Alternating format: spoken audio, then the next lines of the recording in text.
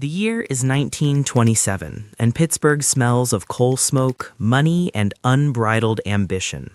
In the center of this industrial whirlwind stands Eben Byers. He is the American dream made flesh, the son of a steel tycoon, a Yale graduate, and a man who wears his privilege as easily as his tailored suits.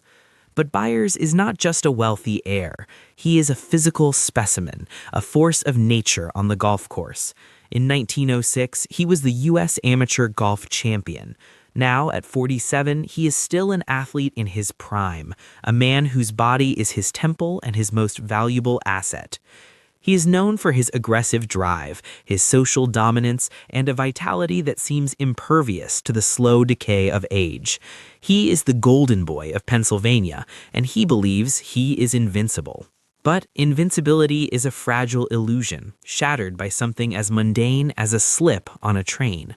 Returning from the annual Harvard-Yale football game, the celebration high in the air, Byers climbs into the upper berth of his sleeping car. The train lurches. He falls. It is a clumsy, ungraceful moment for a man of such poise, but the landing is hard. He injures his arm. In the grand scheme of his life, it should be nothing. A bruise, a week of stiffness, a story to tell at the country club. But the pain does not fade. It burrows deep into the muscle and lingers, a persistent, throbbing reminder of his own mortality.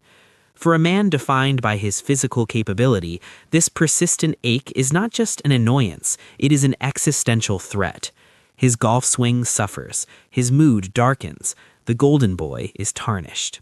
Desperate for relief, Byers turns to his physician, Dr. C.C. Moyar. In 1927, medicine is in a strange transitional twilight, caught between the brutal sawbones of the past and the sterile science of the future. And in this twilight, a new star is rising, radium. It is the element of the age, the glowing wonder that Marie Curie discovered, the vital force that promises to unlock the secrets of life itself. It is everywhere, in toothpaste to make teeth white, in creams to banish wrinkles, in chocolates to invigorate the spirit. It is the vitamin C of the Jazz Age, understood not as a nuclear hazard, but as liquid sunshine. Dr. Moyar recommends a specific patent medicine, a product making waves among the elite, Radithor.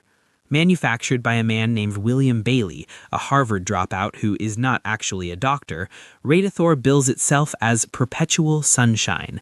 It is expensive, $1 for a tiny bottle, a luxury reserved for those who can afford to buy back their youth. Byers holds the first vial in his hand. It is small, unassuming, filled with triple distilled water containing 2 isotopes of radium. There is no warning label, no skull and crossbones, just the promise of energy. He uncorks it. He lifts it to his lips. The liquid is tasteless, perhaps slightly metallic, cool against his tongue. He swallows. In this single, silent moment, sitting in the quiet luxury of his study or the clinical white of the doctor's office, Eben Byers does not know he has just pulled the pin on a grenade that will take 3 years to explode. He thinks he is drinking a cure. In reality, he has just begun to feed the monster that will eat him alive. The effect is almost immediate, or at least Byers convinces himself it is. The placebo effect is a powerful drug, but Radithor is more than a sugar pill. It is a radioactive stimulant. Shortly after his first few doses, the throbbing in his arm seems to recede, replaced by a surging sense of warmth and vitality. The lethargy of his late 40s evaporates. He feels lighter, sharper, stronger. The golf club feels like a feather in his hands again. He wakes up early, charged with a manic energy that he mistakes for health. He tells his friends he feels toned up, a phrase he repeats with the fervor of a religious convert. He has found the fountain of youth, and it comes in 2-ounce bottles. Byers does not just use Radithor, he submits to it. He becomes its most vocal evangelist, a walking advertisement for the benefits of self-irradiation. He is a wealthy man with an obsessive personality, and now that obsession has a target. He doesn't stick to the recommended small dose. He begins to consume it with a terrifying voracity, drinking 3 bottles a day. He buys it by the case. He sends boxes of it to his business partners, his girlfriends, even to his stable to invigorate his racehorses.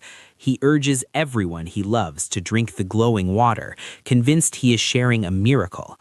For nearly 3 years, he lives in a state of euphoric decay, his body humming with an energy that is actually the friction of atomic particles tearing through his cells. Inside the microscopic architecture of his skeleton, a silent catastrophe is unfolding. Radium, chemically similar to calcium, is a biological Trojan horse. When Byers drinks Radithor, his body mistakes the radioactive poison for a building block. It eagerly absorbs the radium and deposits it directly into his bones. It knits the radiation into the very structure of his frame. His skeleton becomes a radioactive battery, emitting alpha particles that bombard his bone marrow and surrounding tissue 24 hours a day, 7 days a week. He is irradiating himself from the inside out. The accumulation is slow, invisible, and absolute.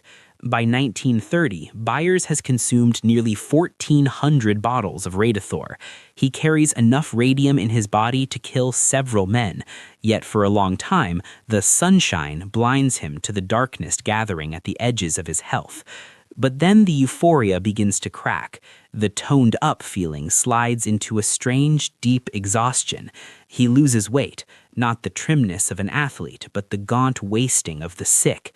He suffers from vague, wandering headaches. His skin takes on a gray, ashen pallor. Yet, in a tragic twist of logic, Byers interprets these early symptoms not as a sign to stop, but as a sign that he needs more Radithor.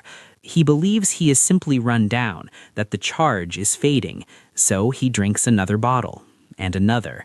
He pours the poison down his throat to cure the symptoms caused by the poison, trapping himself in a deadly feedback loop. The clock on the mantelpiece ticks, marking time for a man who has already run out of it, unaware that his own bones are preparing to betray him in the most horrific way imaginable. The horror does not arrive with a scream, but with a dull, sickening thud.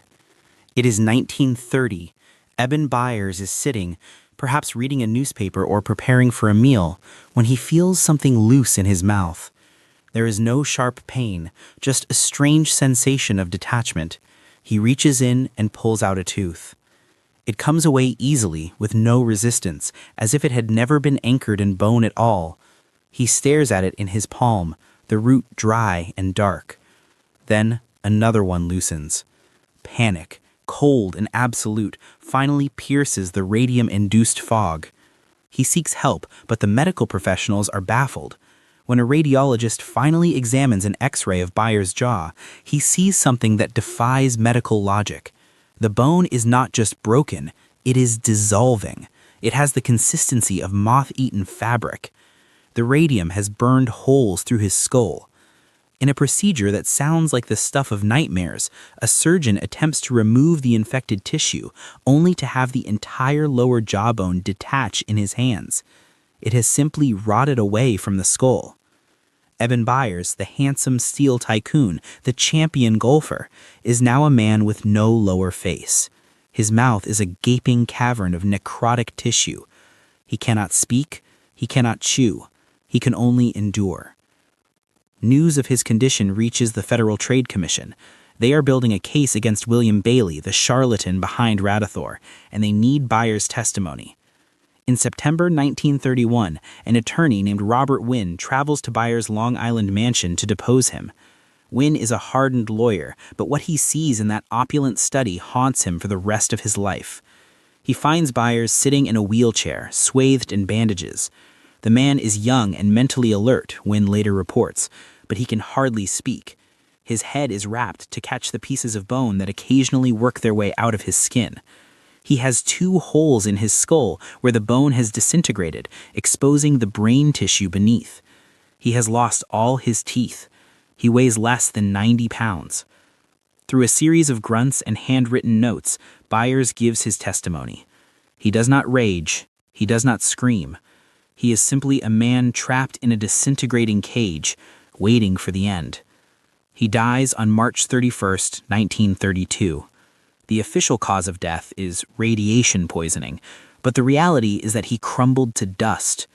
His death is a media sensation. The headline, "The radium water worked fine until his jaw came off," runs across the country, shattering the public's romance with radioactive cures overnight. Byers is buried in a lead-lined coffin, not to protect him from the elements, but to protect the earth from him. His body is so radioactive that it remains a hazard nearly a century later. But his agonizing end was not in vain. The sheer horror of his dissolution forced the government's hand, leading to the collapse of the radioactive patent medicine industry and the birth of the FDA's power to regulate medical devices. Eben Byers wanted to be immortalized as a champion. Instead, he became the ultimate warning label, his tragedy serving as the grim foundation for the safety of modern medicine.